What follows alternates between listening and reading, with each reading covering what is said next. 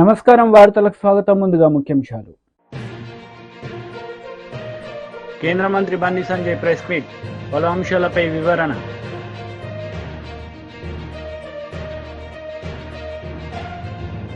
మాజీ విద్యాశాఖ మంత్రి బొత్స సత్యనారాయణ ప్రెస్ మీట్, పలు అంశాలపై వివరణ. బొత్స సత్యనారాయణ మీడియా సమావేశం నిర్వహించారు. ఈ సందర్భంగా పలు అంశాలపై ఆయన మాట్లాడారు. ఒక్కటే ఏ విజయనగరం పట్టణం మధ్యలో ఉందో అదిగో ఆటంకం ఉంది, ఈ దౌర్జన్యం ఉందని చేస్తే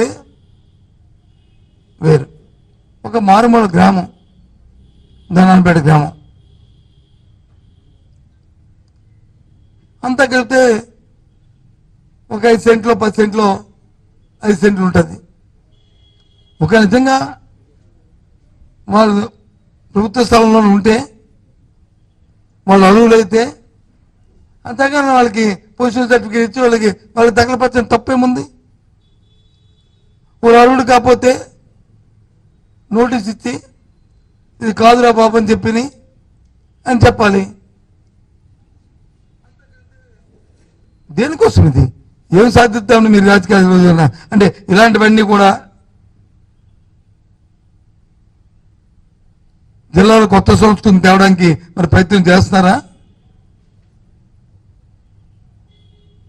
ఆలోచించండి. నేను ఆ స్థానిక ఎమ్మెల్యేని కోరుతున్నాను, ఇది కరెక్ట్ కాదు. రాజకీయాల్లో కొత్త అవుతాయి, కొత్త వచ్చు మీరు, కానీ ప్రజా జీవితంలో ఎప్పటి నుంచో వ్యవహార జ్ఞానం తెలిసిన వ్యక్తులు మీరు. ఇలాంటి ప్రోత్సహించడం మాత్రం కరెక్ట్ కాదు. మన మనశ్శక్తిని మనం ఆలోచన చేసుకోవాలి. జిల్లాలో ఉన్న రాజకీయ నాయకులు అందరూ కూడా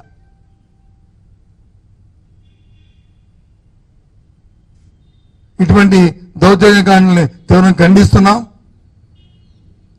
రాష్ట్రంలో జరుగుతున్నాయి. గత 45 ఎన్నిక ఫలితాలు వచ్చిన దగ్గర నుంచి ఏ విధంగా జరుగుతున్నాయో చూస్తున్నాం.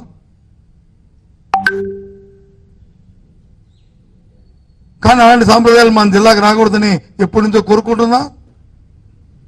మాకు అవకాశం ఇచ్చిన, భగవంతుడు అవకాశం ఇచ్చిన దగ్గర నుంచి కూడా ఇలాంటివి ఎక్కడ కూడా దరిదాపులకు కూడా రానికుండా చేశాం.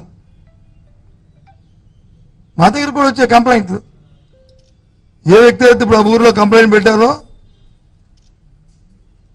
ఆ వ్యక్తులు ఆ గ్రామాల్లో చేసిన గత 20-30 సంవత్సరాల నుంచి ఏ విధంగా వాళ్ళు చేశారో అన్ని వాళ్ళ మనశ్శాస్త్రికి వాళ్ళకి తెలుసు.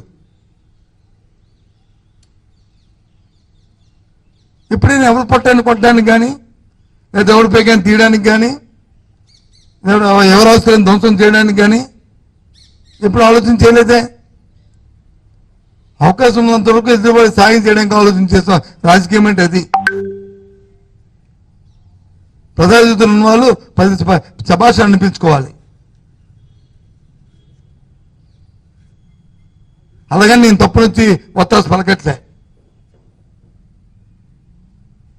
పాము నేను చూశాను, నాకు ఎవరో ఒక అబ్బాయి మేము చూడండి ఎంత దీనంగా అవునాదు వింటుంటే. ఎవరో విధంగా మీరు పర్మిషన్ ఇచ్చారు. ఒక కార్మిక జమానికి సంబంధించిన ఒక వ్యక్తిత్వాలకి ఇంటికి వచ్చి కూర్చోడానికి మీరు కలెక్టర్ గారు కదా ఒకసారి పిలిపించుకుని అబ్బాయిని నువ్వు రెస్పాన్స్ పర్సనే కదా, నువ్వు ఆలోచించు బాబు అని చెప్తే అయిపోయా.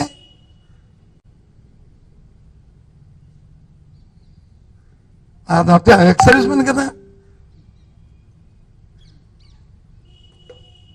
అందులో నాకు తెలియకూడుతున్నాను, ఎప్పుడైనా ఓ 30-50 మంది పోలీసులు వెళ్ళి ఇలాంటి సంఘటనలు ఎక్కడైనా జిల్లాలో జరిగా ఎందుకు వెళ్ళాలి అంతమంది? మన జిల్లాలో ఓ సబ్ ఇన్స్పెక్టర్ వచ్చి ఫోన్ చేసి వాళ్ళకి బాబు నువ్వు రా అంటే 5 నిమిషాల్లో వస్తాడు. అతను వచ్చి పోలీస్ స్టేషన్కి రిపోర్ట్ చేసి ఎందుకంటే నా బైండింగ్ ఉన్న వ్యక్తులు జిల్లాలో ఉన్నారు. అందరూ ప్రతి సామాన్యుడి దగ్గర నుంచి నేనైతే నమ్ముతున్న వ్యక్తిని. అందరు రాజకీయ నాయకులు కూడా ఏ పార్టీ ఆ పార్టీ ఆ రకంగా చాలా మంది చెప్తుంటాను నేను. కానీ ఇలాంటి సంప్రదాయాలు ఏంటిది? కొత్తది తీసుకొస్తున్నాను ఇలాంటివి.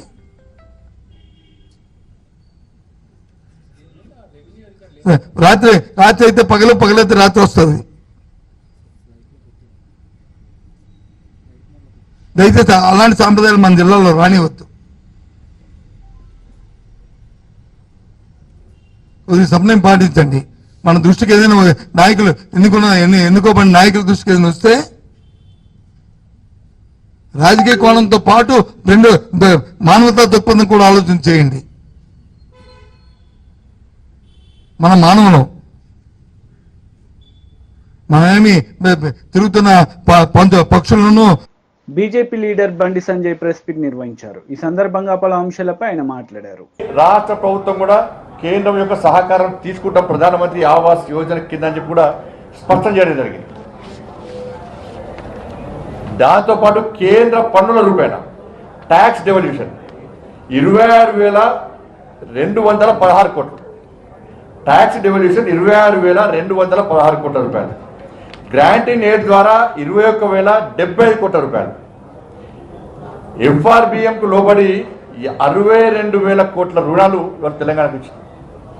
మొత్తము 2,91,000 కోట్ల 2,91,000 కోట్ల రాష్ట్ర బడ్జెట్లో నిధులు అప్పుల రూపేణ కేంద్రం, అంటే 2,91,000 రాష్ట్ర బడ్జెట్లో కేంద్రము 1,09,000 కోట్ల రూపాయలు నిధులుస్తున్నది.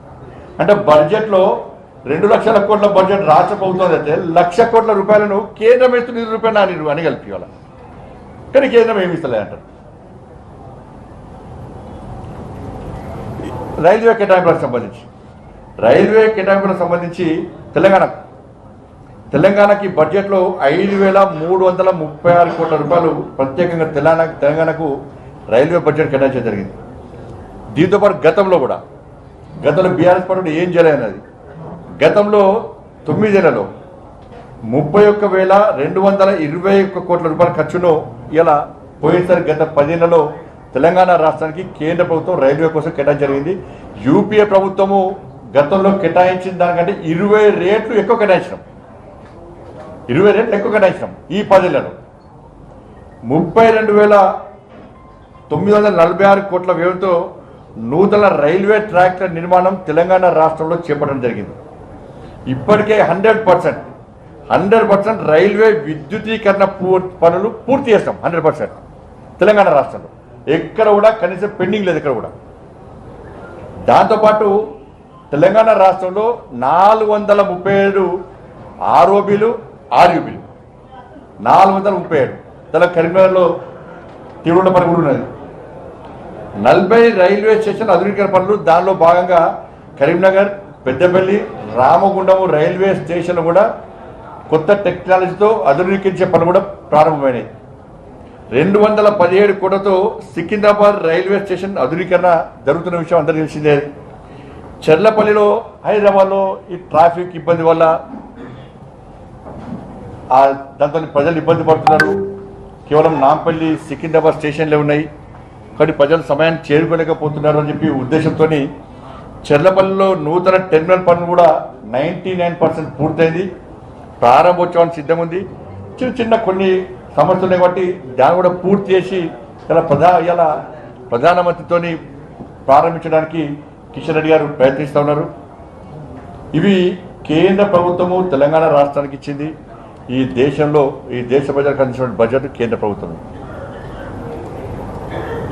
ఇవన్నీ వాళ్ళు అడిగితే ఏమంటారంటే, లేదు 10,000 రూపాయన మేము ఇస్తాం కదా అంటారు. మరి కేంద్రం కూడా 10,000 రూపాయలు ఇస్తారు కదా. ఇవాళ కేంద్రం కూడా 10,000 రూపాయన అనేక విభాగాలకు సంబంధించి కానీ, సంక్షేమానికి సంబంధించి కానీ, అభివృద్ధికి సంబంధించి కానీ ఆ విభాగాలకు సంబంధించి నిధులు కేటాయిస్తున్న కేంద్ర ప్రభుత్వం కూడా. ఇవాళ 1,90,000 కోట్ల రూపాయల పైగా కేంద్ర నిధులు సమకూరిస్తే రాష్ట్ర బడ్జెట్లో కనీసము దాని గురించి ప్రస్తావన లేదు. ఇలా ఆర్థిక శాఖ మంత్రి గారే అయిపోయారు. ఆర్థిక శాఖ మంత్రి గారే క్లారిటీ ఇచ్చింది. అలా ఇవాళ జిఎస్టీ ఆదాయంలో 74%, జిఎస్టీ ఆదాయంలో తెలంగాణ వచ్చే జిఎస్టీ ఆదాయంలో 74% 3 రాష్ట్ర. వైసీపీ లీడర్ మీడియా సమావేశం నిర్వహించారు. ఈ సందర్భంగా పలు అంశాలపై ఆయన మాట్లాడారు. స్థానంలో ఉండేది సంస్కరణలే కాకుండా ఫీడ్బ్యాక్ నుంచి, అంటే ప్రజలు ఇచ్చిన ఫీడ్బ్యాక్, పరిశ్రమ ఎవరైతే స్థాపించినారో వాళ్ళ ఫీడ్బ్యాక్, వ్యాపారస్తుల ఫీడ్బ్యాక్ నుంచి చూస్తే 1వ స్థానంలో ఉన్నారు. కానీ మీరు చెప్పే ప్రకారం అయితే అప్పట్లో ప్రగతి ఉంది, ఇప్పుడు లేదు అని అంటారు. ఎంత అన్యాయంగా చెప్తారండి అది. అదేవిధంగా డైవర్షన్ ఆఫ్ ఫండ్స్ త్రూ ఎంత అండి, ఇప్పుడు ఏ విధంగా డైవర్ట్ చేసినారండి? ఇప్పుడు లిక్కర్ ఏదైతే అమ్ముతామో ప్రభుత్వం లిక్కర్ సేల్స్ చేసినప్పుడు దాంట్లో ఒక 6-7 రకాల కాంపనెంట్స్ ఉంటాయి. ఒకటి లైసెన్స్ ఫీ, ఒకటి ఎక్సైజ్ డ్యూటీ, ఒకటి అడిషనల్ ఎక్సైజ్ డ్యూటీ, ఒకటి ప్రివిలేజ్ ఫీ, ఒకటి ఏఆర్ఈటీ, ఒకటి ఆర్ఈటీ, ఒకటి స్పెషల్ మార్జిన్, అదర్స్. అయితే ఇంతకుముందు తెలుగుదేశం ప్రభుత్వంలో రీటైల్ షాపులు ఉన్నప్పుడు లిక్కర్ సేల్స్ అన్నీ కూడా ఆ ఊర్లో ఉండే వాళ్ళు సిండికేట్ అయిపోయి వాళ్ళే తెలుగుదేశం వాళ్ళే లిక్కర్ షాప్ నడుపుతూ సిండికేట్ అయ్యి ఆ సిండికేట్లో భాగంగా ఎంఆర్పి ఏదైతే ఉందో అంతకంటే ఎక్కువ అమ్మేవాళ్ళు. అంటే ఉదాహరణకు ఒకవేళ బియర్ బాటిల్ ఒకటి 100 రూపాయలు అయితే ఒక 10 రూపాయలు 20 రూపాయలు వాళ్ళు సిండికేట్ చేసుకొని ఆ ఊర్లో ఎక్కువ అమ్మేవాళ్ళు. మా ప్రభుత్వం వచ్చిన తర్వాత ప్రభుత్వం ఎప్పుడైతే సేల్స్ స్టార్ట్ చేసిందో ఆ సేల్స్ స్టార్ట్ చేసిన తర్వాత ఆ అనాథరైజ్డ్గా అనధికారికంగా ఏదైతే ఎక్కువ రేట్ అమ్ముతున్నారో అందాజుగా అది ఎంత అని కనుక్కొని దాన్ని ఏఆర్ఈటీ, అంటే ఉదాహరణకు 100 రూపాయల బీర్ ఒకవేళ 110 రూపాయలు అమ్మే పాట అయితే ఆ 10 రూపాయలు అనధికారికంగా ఏదైతే వసూలు చేస్తూ ఉన్నారో అది ఏఆర్ఈటీ అని పెట్టి ఆ ఏఆర్ఈటీ అడిషనల్ రీటైల్ ఎక్సైజ్ ట్యాక్స్ పెట్టి ఆ ఏఆర్ఈటీని ప్రభుత్వంకు సంబంధించిన స్టేట్ డెవలప్మెంట్ కార్పొరేషన్ యొక్క కార్పొరేషన్కు సంబంధించిన అప్పు దిద్దేదానికి ఎస్క్రో చేసి ఆ అప్పు కూడా ఏ విధంగా చేయడం జరిగింది, అది చట్టపరంగా అసెంబ్లీలో చట్టం చేసి చేయడం జరిగింది. ఆ అప్పు కూడా దేనికి, కేవలం 4, రైతు భరోసా, అదేవిధంగా ఆసరా, అదేవిధంగా చేయూత, అదేవిధంగా అమ్మఒడి, కేవలం 4 కార్యక్రమాలకు మాత్రమే. అంటే ఒక మందు సీసా అమ్మితే మందు సీసా మీద అనధికారికంగా ఎవరైతే సంపాదిస్తున్నారో అనధికారికంగా సంపాదనను అధికారికంగా తీసుకొని ఆ డబ్బులతో మాత్రమే ఈ 4 మంచి స్కీములు జరిగితే దాన్ని అన్యాయం అండి అని అన్నారు. మరి ఈరోజు మేధావులు కదా, మేధావులు అయితే మరి ఏ విధంగా మీరు 2 నెలలు అయినా కూడా ఇంచుమించు అదే సేల్స్ నడుపుతున్నారండి? ఎందుకు నడుపుతున్నారు అదే సేల్స్? అదేవిధంగా స్టేట్ ఫైనాన్షియల్ కార్పొరేషన్ ఏదైతే పెట్టినారో ఏమన్నారు, rerouting diversion of funds. Maritime board, Streenidhi, mineral development corporation, ఇటువంటివి ఎన్నో సంస్థలు. వాస్తవానికి ఈ సంస్థల్లో ఏవైతే డబ్బులు ఉన్నాయో ఆ డబ్బులన్నీ కూడా అవి బ్యాంకుల్లో పెట్టేవాళ్ళు, అవసరానికి మాత్రం వాడుకునేవాళ్ళు. బ్యాంకులు ఏదైతే పెడుతున్నారో ఆ బ్యాంకు బదులు స్టేట్ ఫైనాన్షియల్ కార్పొరేషన్ సర్వీసెస్ అని చెప్పి ఒక కంపెనీ ఫ్లోట్ చేసి, ప్రభుత్వ కంపెనీ, ఆ కంపెనీలోకి తీసుకొని ఆ బ్యాంకు కంటే కూడా ఒక 0.5% ఇంచుమించు ఎక్కువ వడ్డీ ఇస్తూ ఆ డబ్బులు ప్రభుత్వ ఖర్చులకు వాడడం జరిగింది. తప్పేముందండి దీంట్లో? ఏం తప్పుంది? అంటే బ్యాంకులో పెట్టినారు, బ్యాంకు బదులు ఒక 0.5%, ఒక 0.5% ఇంకా ఎక్కువ వడ్డీ ఇవ్వడం జరిగింది. అదే కంపెనీలోకి తీసుకోవడం జరిగింది. ఆ కంపెనీ ఏది? Under the companies act. అది ఎవరు? ఆర్బీఐ కింద ఉండే కంపెనీ. అది ఆడిట్ ఎవరు చేస్తున్నారు? సిఏజీ చేస్తుంది ఆడిట్. ఏ విధంగా దీన్ని తప్పంటున్నారు? దీనివల్ల చాలా చెల్లాచెదురు అయిందంట. ఎట్లయితుందండి చెల్లాచెదురు? ఇంకోటి, state spending beyond states resources, అంటే మన శక్తి కంటే ఎక్కువ ఖర్చు పెడుతున్నారు. ఎట్లయిందండి? ఇప్పుడు మీరు చెప్పారు కదా ఇంతకుముందు పేజ్ 30లో ఏమని చెప్పినారు మీరు? ఈ విధంగా చాలకొస్తున్నాయి డబ్బులు. మీరు చెప్పండి సమాధానం మీరే. అన్నిటికంటే ఎక్కువ జీతాలు భత్యాలు 90 చిల్లర వేల కోట్లు. అదే కదండి హైయెస్ట్. మీకు తెలిసే కదా జరిగింది. 42% పిఆర్సీ ఫిట్మెంట్ మీరు ఇచ్చిన తర్వాతనే కదా పెరిగిండేది. ఈరోజు నెక్స్ట్ 33,000 కోట్లు వెల్ఫేర్ పెన్షన్స్, మీకు తెలిసే కదా జరిగిండేది. మీరు మంచి అనుకున్నారో ఇంకోటి అనుకున్నారో మీరు చేసినారు. మీరు చేసడం వల్ల పెరిగింది, అయిపోయింది. మీరు చేసినారు, పెరిగింది. మళ్ళీ దానివల్ల మీరెందుకు బాధపడుతున్నారు? వేరే వాళ్లకు ఎందుకు ఆపాదేయాలని చూస్తున్నారు అనేది పాయింట్. అన్నిటికంటే ముఖ్యం అప్పు, రాష్ట్ర అప్పు. అబ్బా అసలు అప్పు గురించి చూస్తే అసలు ఎంత అన్యాయంగా అప్పు గురించి, ఎడా పెడా అప్పులు, పైగా ఓడి ఈనాడు, ఏమాత్రం తగ్గని రాష్ట్ర ప్రభుత్వ రుణాలు. మంచిది. అప్పులతో నెట్టుకొస్తున్నాం యనమల రామకృష్ణుడు గారు. అప్పులపై అబద్ధాలు, ఏబిఎన్ ఆంధ్రజ్యోతి. కొత్తగా ఇంకొక 1000 కోట్ల అప్పు. అబ్బా, అప్పుల్లో సరికొత్త రికార్డు. అబ్బా, ఇదెవరు? ఈనాడు. మరో 1000 కోట్ల అప్పు. ఈనాడు. 3000 కోట్లు. టీడీపీ లీడర్ మీడియా సమావేశం నిర్వహించారు. ఈ సందర్భంగా పలు అంశాలపై ఆయన మాట్లాడారు. ప్రభుత్వమే కారణం దీనికి. ఇంత దారుణమైనటువంటి స్థితికి ఈ యొక్క ఆర్థిక వ్యవస్థను తీసుకొచ్చినటువంటి ప్రధానమైనటువంటి నాయకుడు ఎవరంటే జగన్మోహన్ రెడ్డి. సరే, అప్పులు అనేటువంటిది సాధారణంగా చేస్తూ ఉంటారు, ఏ గవర్నమెంట్ అయినా చేస్తూ ఉంటారు. పంజాబ్ చేసింది, కేరళ చేసింది, అన్ని గవర్నమెంట్లు చేస్తారు. మనం 3rd highest borrowing state. First Punjab, తర్వాత కేరళ, ఇవి ఉన్నాయి. తర్వాత అయితే వాటితో పోల్చి చూసుకుంటే వాళ్ళు అప్పు తెచ్చారు, డెవలప్మెంట్ చేశారు. ఉదాహరణకి మీకు కేరళలో sustainable development goals number 1 place. వాళ్ళు తెచ్చినటువంటి అప్పును సద్వినియోగపరిచారు, దానివల్ల డెవలప్మెంట్ జరిగింది. అదేవిధంగా పేదరికానికి సంబంధించినటువంటి 17 కేటగిరీస్ ఏవైతే ఉన్నాయో సస్టైనబుల్ డెవలప్మెంట్ గోల్స్లో అవి కూడా డెవలప్ చేశారు. కానీ మనం ఎక్కడున్నాం? దాదాపు 10వ ప్లేస్లో ఉన్నాం సస్టైనబుల్ డెవలప్మెంట్ గోల్స్లో. అంటే ఏదైతే యుఎన్ఓ ఇచ్చినటువంటి డైరెక్షన్స్ ఏమన్నాయో దాంట్లో మనం 10వ ప్లేస్లో ఉన్నాం.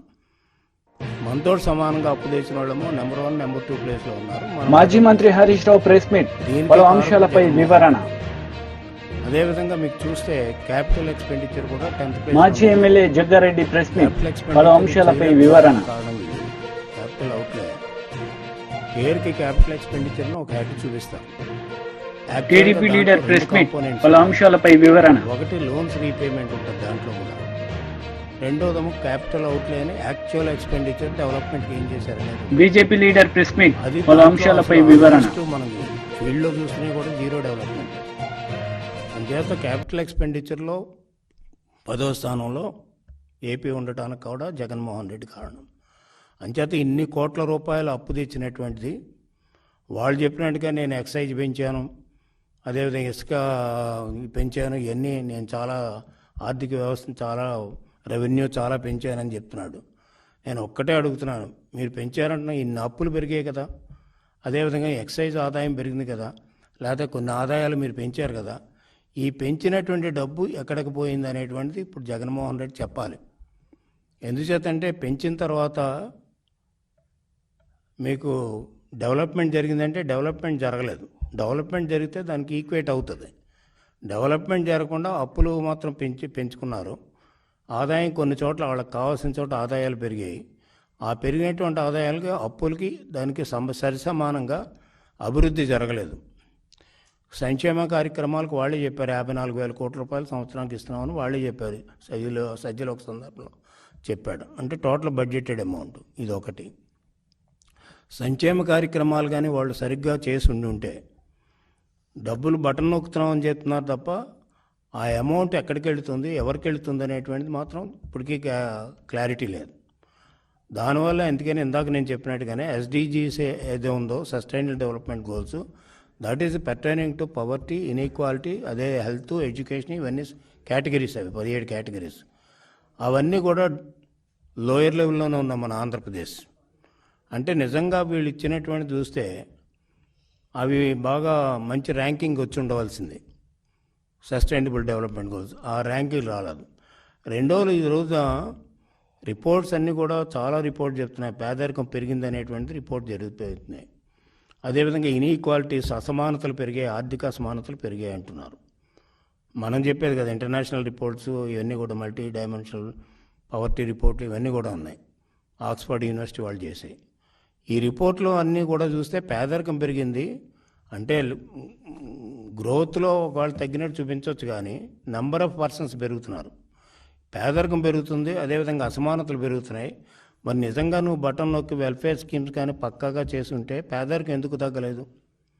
అదేవిధంగా ఇన్ఈక్వాలిటీ, అసమానతలు ఎందుకు తగ్గలేదు? అసమానతలు 10% అసమానతలు పెరిగాయి 5 yearsలో.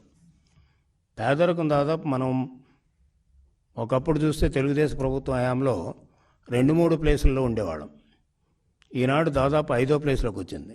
ఎందుకు వచ్చింది 5వ ప్లేస్లోకి అంటే నీకంటే బాగా మిగతా రాష్ట్రాలు చేశారు, నువ్వు ఇంత అప్పు తెచ్చినప్పుడు కూడా నువ్వు చేయలేకపోయావు. దీనికి సమాధానం చెప్పాలి. అదేవిధంగా చూస్తే మీకు ఈ రకమైనటువంటి అప్పులు తీసుకొచ్చి ఈరోజు నేను అప్పులు చేయలేదు, 7 లక్షల పైకి చిలుకు మాత్రమే నేను మాది అప్పు మీరు ఎక్కువ చూపిస్తున్నారు అన్నప్పుడు are you ready for debate even on the floor of the house, లేకపోతే బయట కానీ మీరు డిబేట్కి వస్తారా జగన్మోహన్ రెడ్డి గారు వీటి మీద డిస్కస్ చేయడానికి, మీ ఈ శ్వేతపత్రం మీద డిస్కస్ చేయడానికి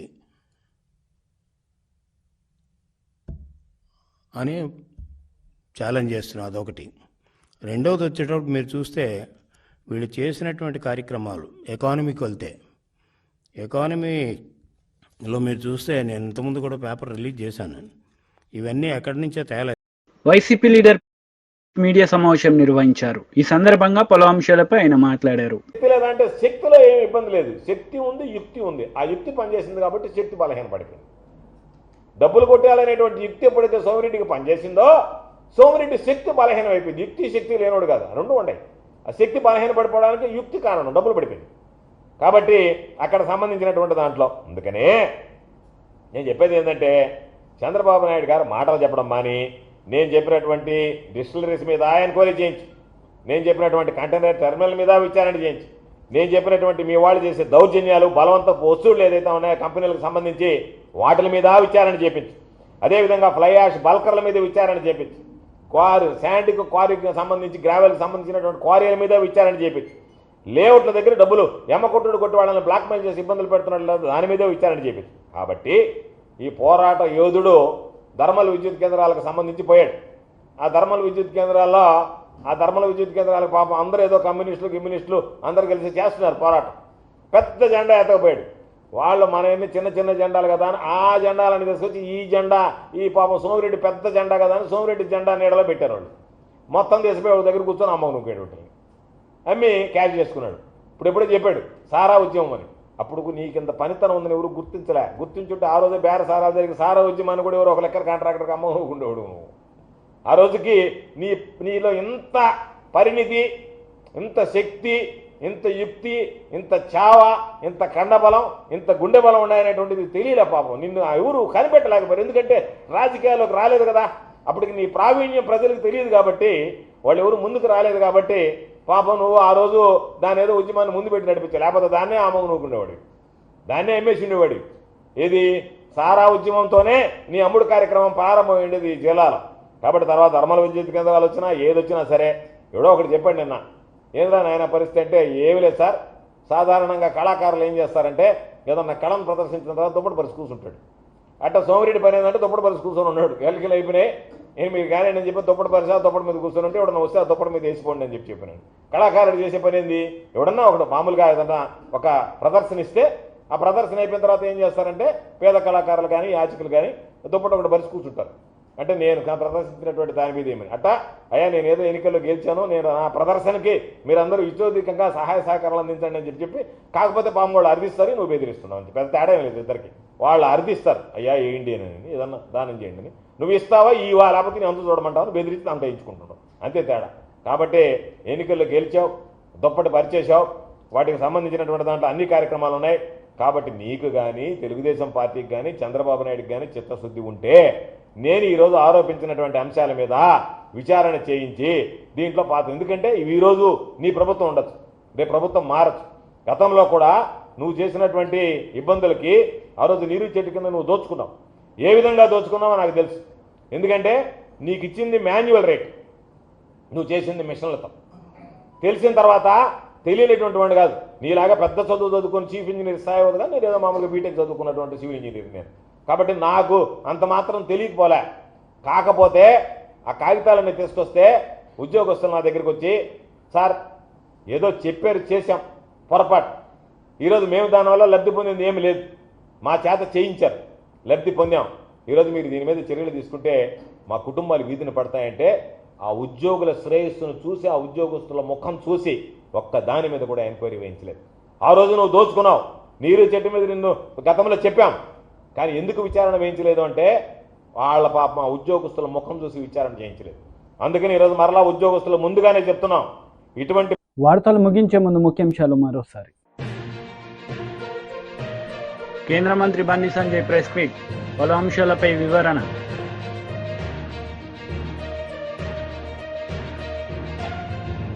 మాజీ విద్యాశాఖ మంత్రి బొత్స సత్యనారాయణ ప్రెస్ మీట్, పలు అంశాలపై వివరణ. ఈ వార్తలు ఇంతటితో సమాప్తం. తిరిగి ప్రసారమయ్యే వార్తల్లో మళ్ళీ కలుద్దాం. అంతవరకు సెలవు. నమస్తే.